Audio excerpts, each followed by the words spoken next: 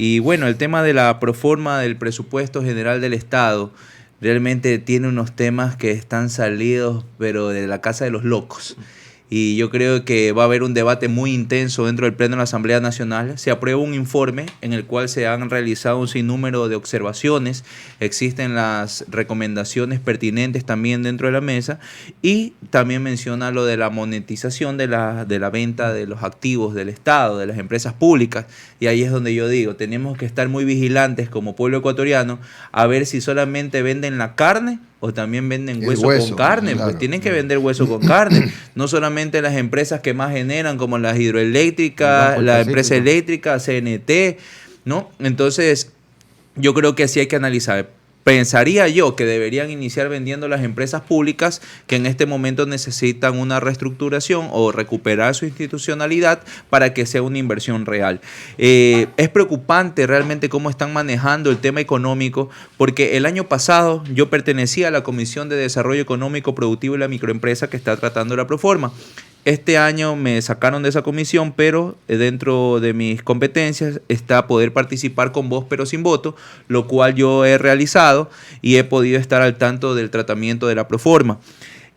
Algo muy preocupante es que ellos se basan en el presupuesto codificado. El presupuesto codificado es el presupuesto que ya tiene variables, que ha tenido cambios y difiere mucho del presupuesto inicial, que fue el que se propuso el año pasado, en el 2019. Si a septiembre del 2019 tenemos apenas el 42% aproximadamente de cumplimiento del presupuesto del año pasado, el ejecutado, ¿qué les hace pensar al Ministerio de Finanzas que nosotros tenemos que confiar nuevamente en su palabra y pensar que van a cumplir el presupuesto del 2020? Bueno, seguramente si no se ejecutó fue porque no había plata, supongo. Esa es la excusa de siempre. El año pasado habían puesto 1.000 millones de dólares en el tema de la monetización de las empresas públicas. Ahora ponen 2.000 millones de dólares. Lo que quiere decir que sí van a vender. Lo que quiere decir es que no han hecho una valoración real, porque el ministro de Telecomunicaciones, que estuvo presente también en la comisión, dijo que no sabían todavía qué valores promedio podría tener la venta de CNT, que fue una de las preguntas que se realizó.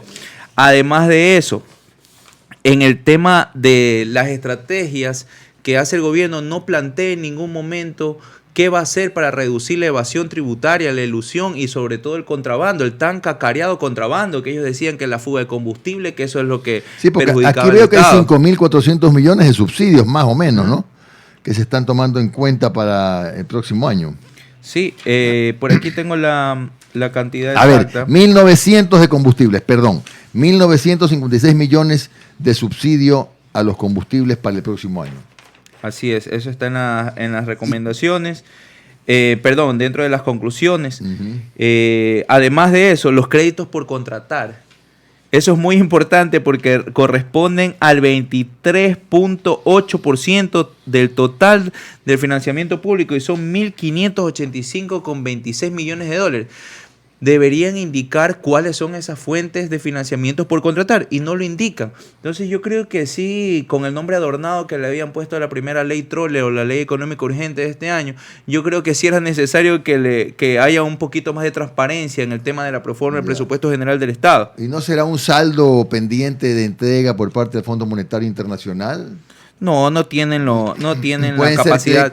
Quizás sean créditos del Banco Interamericano de Desarrollo para... supongamos, estoy ensayando una explicación, créditos del Banco Interamericano de Desarrollo para las prefecturas, alcaldías, por ejemplo. No sé si será eso. Puede ser. No. Que se canalizan por la vía del Banco del Estado. No es eso. No, porque es más, hay una reducción de 116 millones de dólares en el tema de la asignación a los gobiernos autónomos descentralizados. Y no se disponen mecanismos para poder darle cumplimiento a la asignación puntual. ¿Y a quién le van a cortar la plata? ¿A las alcaldías, a las prefecturas o a las juntas parroquiales? Sépalo Dios, porque ni ellos mismos saben, peor vamos a saber nosotros. En este caso también es importante mencionar que por más que ellos maquillaron la proforma del presupuesto general del Estado, asegurando el crecimiento del 0.5% sobre el valor del PIB en el tema de salud y educación, eso no se cumple porque, vuelvo a mencionar, están cogiendo del presupuesto codificado el año anterior, un presupuesto que no ha cumplido las expectativas de lo que se planteó el año pasado. Entonces realmente es grave lo que se viene. Como siempre, hay reducción en el tema de educación, que es lo más preocupante para mí. Yo revisaba reducción los números. a ver, eso está importantísimo. Claro. Reducción en educación. Pero por supuesto, mire, el año pasado se habló de más o menos unos 105 millones de dólares que se hizo la reducción. Si en este momento no hay esa ejecución real por parte del gobierno nacional y supuestamente ha incrementado el 0.5% de incremento, eso no es la realidad, porque no es un presupuesto que se ejecutó en base a la planificación, sino al remiendo que ellos han querido hacer. Pero lo que me preocupa a mí realmente es que para el Ministerio de Defensa le asignan 1.323 millones de dólares y para el Ministerio del Interior, a través de la Policía Nacional, le asignan 1.234 millones de dólares. Yeah. Para la educación superior, apenas 856 millones de dólares y para el CENESID, 67 millones de dólares. Entonces estamos ante un régimen que prefiere dotar de armamento a las fuerzas policiales, de equipamiento a las fuerzas policiales y militares, y no cree en el talento humano, no apoya la educación de nuestros jóvenes que son el futuro de la patria. Aquí veo una reducción de más o menos 140 millones de dólares para las universidades. Así es. Es lo que yo le mencionaba. Entonces, ¿de qué gobierno, en este caso esto es un régimen, podemos estar hablando si lo que están haciendo es fomentar, en este caso, el equipamiento de las fuerzas policiales y militares que sabemos que han servido para la represión del pueblo ecuatoriano y no para seguir fomentando la educación en nuestros jóvenes? Quieren un pueblo ignorante, quieren un pueblo que esté en el desempleo, quieren un pueblo que no tenga salud, que esté ocupado en temas realmente importantes y deje de un lado lo que es trascendente, sobre todo en el acontecer político. ¿Y qué es lo que están recomendando concretamente ustedes como comisión? Bueno, dentro de la comisión se hace este informe. El informe consta de 84 páginas. Las 84 páginas se hacen recomendaciones y las conclusiones es que se debe debatir dentro de la Asamblea Nacional, porque recordemos también, para que la ciudadanía sepa, muchas veces, y se ha dado el caso, como fue con la Ley Económica Urgente, se aprueban informes solamente para el hecho de que llegue al Pleno de la Asamblea Nacional. No quiere decir que estemos totalmente de acuerdo con estas conclusiones y recomendaciones, sino que se tiene que debatir dentro del Pleno y se hagan los aportes y sugerencias por cada uno de los legisladores que se le permite el uso de la palabra y al final salga el consenso y a través de la votación se apruebe. Oiga, le han metido tijera también a la Asamblea. Pero 3.600.000 dólares más o menos. Y sabe que cuando hablan de la Asamblea la gente dice, no, la clase política gana mucho y todo eso. Yo pienso que las autoridades de elección popular deben dársele el espacio y el reconocimiento que se merecen. La Asamblea ha recibido una reducción del 17% en salarios desde que inició el periodo del régimen de Moreno, pero sin embargo seguimos viendo cómo ministros, asesores, subsecretarios y secretarios siguen ganando más que las autoridades de elección popular, pero son las autoridades de elección popular por el pueblo ecuatoriano y los de acá puestos a dedo. Entonces creo que les resulta mejor estar ahí como funcionario público que ser una autoridad. Entonces yo creo que debería ser al revés, porque se recomienda también aquí, dentro del informe, se recomienda la optimización del gasto público por parte del régimen de Moreno. Se está recomendando esa optimización. Mire, no es porque solamente ellos plantean, dicen la reducción y optimización del Estado, eso significa despidos. Y yo le pregunté al ministro de Finanzas cuando hizo su comparecencia a cuántos despidos se refiere. Que me conteste cuántos despidos significa la optimización del Estado. Porque si habla de millones de dólares, significan que son yo calculo que serán unos 20.000, 30.000 funcionarios públicos que se quedarían sin empleo. Sin temor a equivocarme, ¿no? Pero eso es lo que yo presumo. Ahora no dicen con transparencia las cosas. Siempre tratan de acusar y dicen es que antes no se transparentaban las cuentas. Pero yo creo que en este momento, si nosotros revisamos y ya está hecho un resumen y dentro de este informe no constan esos valores o no consta específicamente a qué se refiere el ministro, yo creo que tenemos graves problemas y que eso tiene que ser expuesto dentro del Pleno de la Asamblea Nacional. Bueno, a ver, ya tenemos aquí hemos estado revisando algunas de las conclusiones. ¿Cuál es el trámite que debe seguir la discusión de la nueva proforma presupuestaria? ¿En cuántos días tiene que estar en el Pleno? ¿Cuántos días tiene la Asamblea para poder analizar y debatir? ¿Y cuándo estaría tentativamente aprobada, no? Bueno, recordemos que esto siempre es de carácter urgente, es un mes que dura todo el proceso. Si no se aprueba dentro de ese periodo, pasa por el Ministerio de la Ley.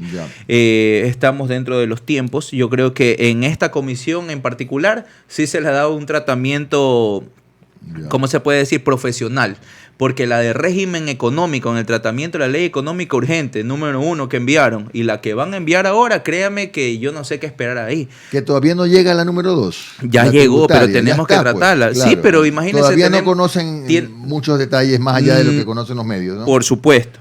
No se me vaya a poner como un periodista de una cadena televisiva que ya quería, me envían el informe a las 8 de la noche y el día siguiente quería que ya le dé conclusiones y recomendaciones, y solamente para excusarse y decir que le eche la culpa al régimen anterior. Claro, no, esos son otros. Yo no Oiga, entonces realmente el tratamiento que se ha dado en la otra comisión, en el régimen económico, nefasto, terrible, un desconocimiento total y sobre todo un irrespeto a los legisladores participantes de esa comisión, en la cual yo también participé. Parezco arroz con pollo, pero yo creo que en estos temas son muy importantes, y para tener la legitimidad, digo yo, que sí la tenemos como legisladores, pero esa solvencia moral de poder opinar dentro del Pleno de la Asamblea Nacional es haber participado dentro de los debates, dentro de las comisiones que han recibido en la materia económica en ambas comisiones.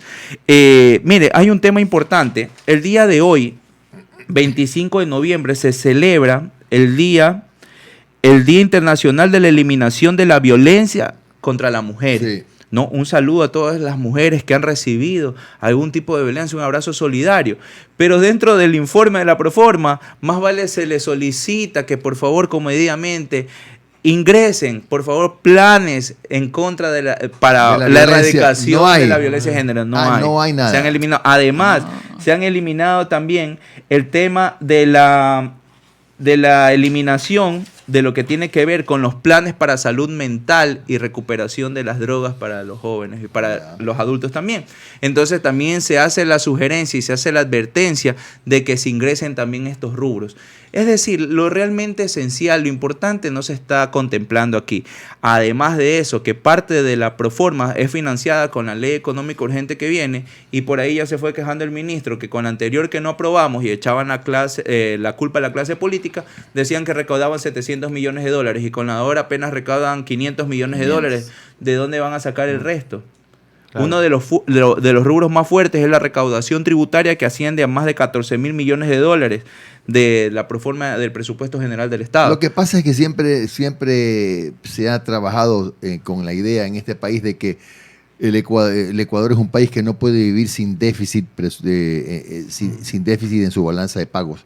Mejor dicho, claro, sin déficit en resumen, ¿no? Que no se pueda administrar el país. Exacto. Y más bien daría la impresión de que, estando con una economía dolarizada, debería ser uno de los menores problemas, ¿no? Es decir, Ecuador puede sobrevivir con déficit. Lo que tiene que proyectar es un crecimiento adecuado para poder soportar el déficit presupuestario. O sea, el problema no es que tengamos 4.5 de déficit. El tema es que podamos crecer de manera que ese déficit sea manejable. Reitero que las deudas no deben asustar a nadie, como no asustó, y siempre lo traigo a colación, a Disney. Porque él siempre en los primeros 20 años tuvo deudas, pero él y la banca confiaba en que el imperio que había levantado iba a poder pagar esa deuda e iba a crear mucha riqueza. Pero era deuda con inversión, no era deuda con gasto. Claro. Oiga, permítame una cosa, asambleísta, más allá de que sí preocupa que las concesiones se conviertan en una venta de garaje, pero veo que usted no está de acuerdo con la monetización en el Ecuador. Bueno, es que, mire, la institucionalidad que se recuperó en el Estado nos iba muy bien. Ahora resulta que llega un gobierno incapaz, inepto, y ahora resulta que todo lo público es malo. Ahora resulta que quieren privatizar todo. Oye, cuando nosotros teníamos realmente un contingente a través de la infraestructura, de las obras o de las mega obras, de las hidroeléctricas, la infraestructura vial que nosotros tenemos, los puertos, aeropuertos, hospitales y el sinnúmero de empresas públicas que recobraron esa institucionalidad, o me va a decir que es lo mismo lo que era Pacifictel, que yo me acuerdo y era muy pequeño, pero Pacifictel era lo que es ahora CNT, y ahora resulta que CNT es malo. Yo en mi hogar tengo el servicio de CNT. Y durante el gobierno de la Revolución Ciudadana, disculpe que lo traiga a colación, pero usted llamaba si tenía algún desperfecto y a las 2 horas máximo estaba solucionado. Ahora usted llama y tienen que pasar de 3 a 5 días. Y por último, usted se acerca, yo me he acercado al servicio al cliente y yo digo, tengo este problema, y me dice, ya no importa, ya no pague el mes. Claro.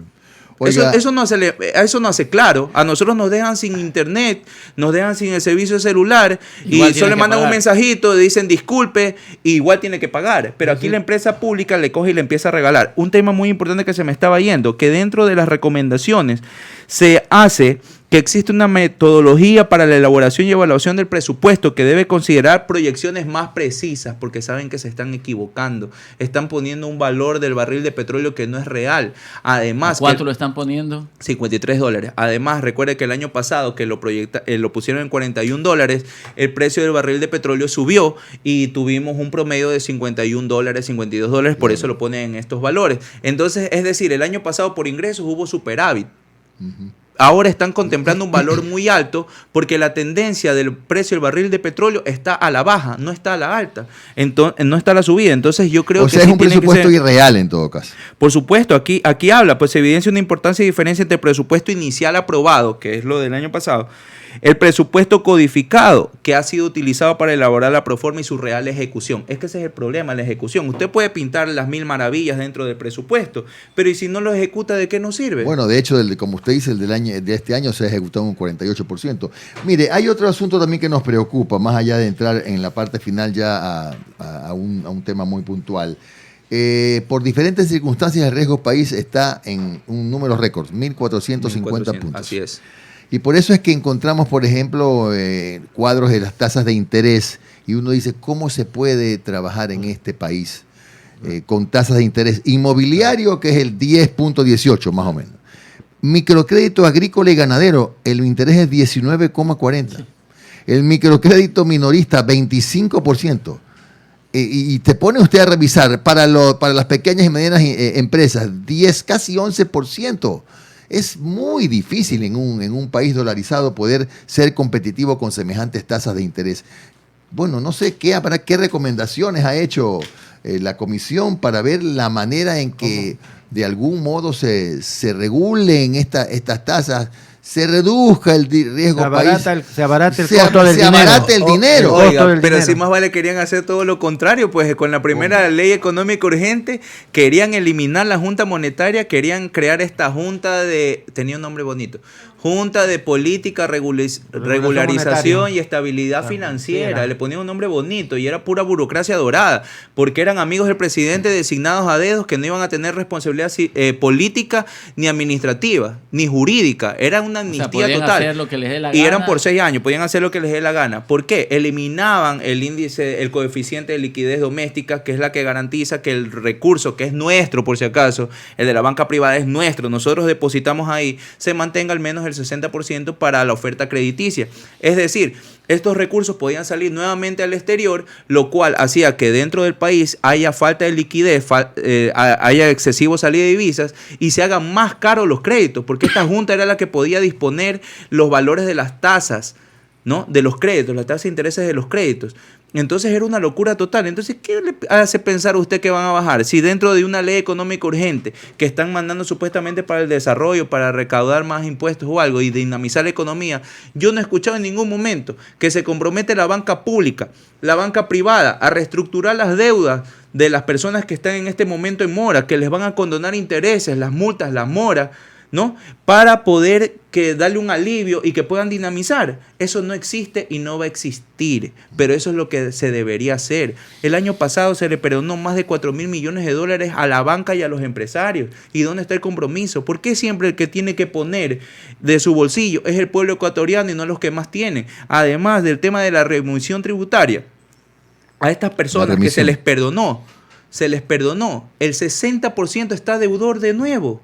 O sea, se está generando una cultura tributaria de que el que más tiene, ese no paga y otra vez viene la remisión. Repítame ese dato, ¿cómo es que 60% ya están otra vez? Otra vez están en mora. Información que ha llegado a la Asamblea. Es una burla para el Ecuador. Pero por favor, el ciudadano humilde, el que tiene su localcito de comida, su tienda, ese tiene que pagar asustado cada mes porque si no va el del SRI y ¡boom! Le cierra. Y las grandes empresas, ¿Cuál es la corona que tienen? Entonces se genera esa cultura y dicen, yo no pago y me espero hasta la otra remisión tributaria y solamente pago el capital. Y ya me hacen la remisión. Entonces, por favor, aquí tenemos que hacerlo por sentido común, con sentido de objetivos nacionales. No podemos hacerlo respondiendo a intereses solamente políticos o por una ideología política, sino por el bienestar del pueblo ecuatoriano. A ver, y el último punto. Usted puntualmente ha venido denunciando repetidamente y preguntándose por qué no se investiga esta famosa cuenta llamada INA Papers. Sí. Ya, primero le pregunto por qué no se investiga. Y segundo, si ustedes tienen mucha información al respecto, ¿qué es información reservada que no se puede saber? Pero por supuesto. Mire, la denuncia del tema INA Papers, como yo he mencionado, el caso de corrupción más grande de la historia del país, involucra al presidente de la República en funciones, a su familia y a su círculo económico más cercano. Nosotros exigimos que se abra la cuenta de INA Investment Corporation para exponer ¿Esa la cuenta realidad. está en dónde? ¿En Panamá? La cuenta está en Panamá, en el Balboa Bank de Panamá, un banco cerrado que luego fue absorbido por el BCT Bank de Costa Rica. La cuenta es la 100-410-71-378. ¿Y cómo tuvo usted acceso a esa cuenta? Me llegó de manera anónima a mi despacho aquí en Guayaquil y yo empecé a hacer las investigaciones y decidí hacer la denuncia penal ante la Fiscalía General del Estado, no solamente en Ecuador. Esto está denunciado en España por la compra de un departamento en Alicante, está denunciado en Suiza por cuentas personales de la señora esposa del presidente y del señor Lenín Moreno. Y además, pero en no Panamá, es que el banco ha certificado que efectivamente esa cuenta existe y es tal. Espérese un ratito. Ya, entonces en Panamá, que es donde más ha avanzado la investigación, ya está abierta la cuenta del Balboa Bank. Ya está abierta la cuenta de INA Investment Corporation desde el 5 de agosto de este año. ¿Y quién puede pedir formalmente esa documentación? La Fiscalía General del Estado. ¿Ustedes no pueden pedir cómo? Yo viajé a Panamá, yo revisé la información, yo no puedo revelar lo que existe dentro de esa información, pero le anticipo al pueblo ecuatoriano, igual lo saben porque yo hice un comunicado. Esa información que yo revisé, la información financiera, la cual es contundente en este caso, y la señora fiscal general del Estado lo sabe porque ella fue directora de la UAFE. Ella sabe que se configuran varios delitos dentro de esa información financiera, porque no es normal que los migrantes tengan grandes sumas de dinero que supuestamente reunieron durante su trabajo y que lo cobren así de golpe. Ella sabe que hay información muy contundente. Esa información Ronnie Aliaga ya la vio, se la dio anotada en 11 páginas, porque me tomé la molestia de viajar a Panamá y estar todo el día en la Fiscalía Anticorrupción panameña anotando porque me permitieron acceder al expediente. Obviamente no le puedo tomar fotos, no le puedo sacar copias porque es de carácter reservado. Pero como la que está investigando acá en el Ecuador es la fiscal general del Estado, en sus manos deposité la información. O sea que usted hizo los cuadernos de Ronnie. Pero con la información real. Yo no me inventé nada ni lo vine haciendo en el avión. Y lo más interesante del caso es que la señora fiscal sabe que esto es cierto. Y yo creo que ha llegado el momento de la transparencia, de la honestidad, de que aquí tenemos que dejar el framing de la persecución política, del lawfare, de la judicialización de la política, la persecución contra los líderes que no pueden derrotar en las urnas. Aquí, por transparencia, por el bienestar del Ecuador, tienen que hacer la investigación objetiva sobre este caso. En este momento, si tomamos en referencia casos similares, deberían estar detenidos Edwin Moreno, hermano del presidente de la República, Mario Auxiliadora Patiño, Conto Patiño y Javier Macías Carminiani, que son los involucrados. Y además, el señor Lenín Moreno ya hace rato debería haber dado declaraciones porque él está denunciado por asociación ilícita, porque en el momento que se configuraron todos estos presuntos delitos, él fungía como vicepresidente del Ecuador. Pero en esa información no está el nombre del presidente. Mire, aquí hay un caso similar. Aquí se denunció al vicepresidente constitucionalmente electo de la República del Ecuador, primer preso político, Jorge Glass Espinel, y aquí resulta que lo metieron preso porque es sobrino del tío. Porque dijeron que al tío le habían dado un billete a nombre de él y se fue preso, porque hasta ahora seguimos esperando la cuenta de Jorge Glass que diga que ahí está el dinero depositado, que hayan las cuentas. Acá sí hay las cuentas, acá hay todo, toda la información, constitución de la compañía, además de las declaraciones del propio Edwin Moreno. En su momento Edwin Moreno dijo, yo constituí una compañía en Belice, que es verdad, luego le trasladé el domicilio a Panamá, que es verdad, y lo hice para cobrar una deuda que tenía con el multimillonario Javier Macías Carminiani. Usted al multimillonario le presta plata, pero se contradice con su hermano Lenín Moreno en declaraciones públicas, que todo esto ha sido puesto en conocimiento de la Fiscalía. Él mencionó que la compañía el hermano ya la había comprado constituida. Eso es falso. Y que la compró para hacer inversiones. Eso es recontra falso. ¿Y no será que la Fiscalía no encuentra suficiente documentación o suficientes pruebas como para abrir un expediente? Elementos de convicción. Elementos de convicción se llama así. Oiga, discúlpame que me ría, y no es por la pregunta, sino es porque me acuerdo de todo lo que ha hecho la fiscal. Pero mire, aquí vinculan con el diario de Hello Kitty. Llevaron un diario de Hello Kitty que después terminaron confesando que lo hicieron en un avión. Yo no me acuerdo lo que hago hace 2 semanas de las cuentas, y esa señora se acuerda de lo que hizo hace 4 años atrás con punto y coma, las cantidades exactas. Es una locura. O sea, quieren jugar y poner en vilo de duda nuestra inteligencia como ecuatorianos. En otro caso similar, un pendrive que salió de una computadora. Le dicen, bueno, ¿y la computadora? La boté. Así son las pruebas acá. No le funciona eso. Luego tienen un pendrive con unas hojas de Excel. ¿De dónde sacó las hojas de Excel? Yo las transcribí. O sea, por Dios, llaman a comparecer a empresas, a personas jurídicas, creyendo que son personas naturales por los apellidos. O sea, por Dios, ya tenemos que aceptar que en este momento la justicia está secuestrada por el régimen de Moreno. Y aquí no se va a actuar en derecho, mientras el pueblo ecuatoriano también no exija por parte de las autoridades Ahora, ¿y decencia? ustedes no pueden exigir desde alguno de sus campos de acción, por ejemplo? Porque si no es como decirles, van a sancionar este tipo de situaciones cuando uno ve a volar un burro, más o menos. Más o menos así. Eso es lo que ustedes desde su campo de acción no pueden ajustar más el tema. Mire, yo denuncié en la Asamblea Nacional, hicimos un informe desde la Comisión de Fiscalización para que sea puesto en conocimiento toda esta información a la Contraloría General del Estado, a la Unidad de Análisis Financiero, a la Fiscalía General del Estado y al Servicio de Rentas Internas. Hasta el día de hoy hacen absolutamente nada. Y nosotros nos desvivimos pidiéndoles la información, requiriendo dentro del marco de nuestras competencias. Pero en este momento no les interesa. Están tan embriagados del poder y creen que desviando la atención con temas económicos, con la crisis económica, la ciudadanía no se va a enterar de lo que ellos han cometido, de todos los delitos que han cometido. Créanme que el pueblo ecuatoriano ya está indignado. Y me lo dice la gente cuando me encuentra en la calle. Me lo dicen, ya estamos perdiendo el miedo. Va a llegar el momento en que nos veremos en las urnas y la revancha popular será implacable. Una reflexión, asambleísta, una reflexión final, de mi parte al menos. Si es cierto lo que usted denuncia o lo que se denuncia en el caso INAPAPER, eso quiere decir que sí hubo corrupción de alto nivel en el gobierno anterior. O solamente el ex vicepresidente Moreno hacía estas prácticas ilegales. Mire, yo le pongo un ejemplo. Dentro de los medios de comunicación hay buenos comunicadores y hay malos comunicadores. Dentro de las empresas privadas hay buenos empresarios y hay malos empresarios. Asambleístas también, buenos y malos. Todo, de una vez, vámonos todos. Yo denuncié una legisladora por corrupta, por diezmera, ¿ya? Y eran la mata de los vestidos blancos, eran los impolutos, se rasgaban vestiduras y decían luchar contra la corrupción. Al estilo de la Asamblea tiene 30 segundos. Ya llevamos media hora. Y realmente la corrupción parte por este tipo de personas. Mire que la actual secretaria anticorrupción denunció cuando era candidata al presidente Moreno por el caso de la Fundación Eventa, que yo también lo expuse públicamente. Esperemos que la secretaria de Corrupción también agilite ese proceso en contra del presidente Lenín Moreno. La corrupción institucionalizada es de ahora. No es normal que un ministro de hidrocarburos vaya a la asamblea y diga que los asambleístas le llaman a pedir puestos de trabajo. No es normal que en mi comisión el día lunes de la semana anterior la ministra de Educación diga que ella la amedrentan, que la llaman, que la presionen y que le extorsionan actores políticos a cambio de los votos. Eso no es normal. Eso es corrupción institucionalizada y de eso sabe muchísimo el presidente Moreno.